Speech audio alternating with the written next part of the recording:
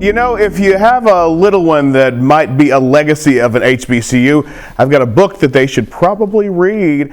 Kyle McMurtry joining us live right now via Skype. He's got a book called Henry Goes to Howard. Correct, Kyle? Is that the title? Henry's going to an HBCU, Oh, but that's Henry's pretty going cool. to an HBCU. No, okay, Right. so the reason I said that is because you, Kyle, go to Howard, or we're going to Howard, correct? Yes, sir. I'm a senior, and I'll be graduating in May. Okay, so Kyle goes to Howard. Henry's just going to an HBCU of your Right. choice. Okay. All right, so tell me a little bit about how you came up with this story. Yeah, definitely. So it's partly modeled off of my experience. For example, I have two younger sisters, not one, but I thought, for the purpose of creating the book, it'd make it a little bit easier. And I really wanted to have the dichotomy of this older sibling who's going through the process and trying to explain it to their younger siblings to kind of establish a legacy and really build, the process of getting those students to HBCUs, especially in the same family. Now, did you get any help from the little sisters for the book? Oh, absolutely. Absolutely. They were, some of my foremost editors, so I really appreciate their assistance. So walk me kind of through a synopsis of what a young reader would see. Where does Henry start and how does he end? Well, you don't have to give away the ending, of course. No problem. So essentially the beginning, the plot is set in Henry and Hope's house. It's not named, explicitly, but that's what the implicit bias is, or the implicit suggestion.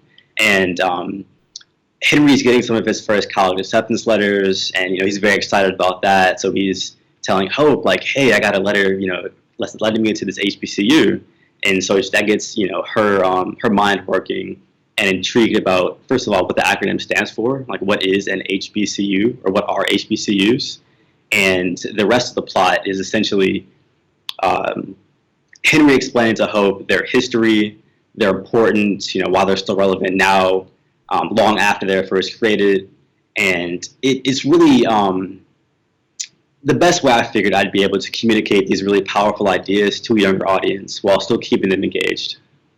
So tell me a little bit about how you felt about becoming an author. You're a published author now. What's that feel like for you? Yeah, honestly, I think the best part's really just been seeing the book in the hands of these younger students, or when I'm doing talks or giving book readings to younger students, just seeing the excitement, just hearing these words, seeing the sparkle in their eye when they tell me, "I'm going to Howard, I want to be like you," or, "I want to go to Hampton, FAMU, Tuskegee."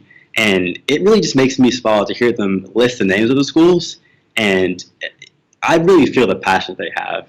And that just makes me really grateful for the experience that I'm able to offer them, this book, and hopefully allow that to help build their interest in HBCUs and just higher education in general. So for folks looking for the book, where can we find it? Correct. So it's on Amazon. So if you search Henry is going to an HBCU, it'll pop up. And then I also have a website. It is my first name, last name. So it's KyleMcMurtry.com. That's KyleMcMurtry.com. All right, can you guys say HBCU on three? HBCU!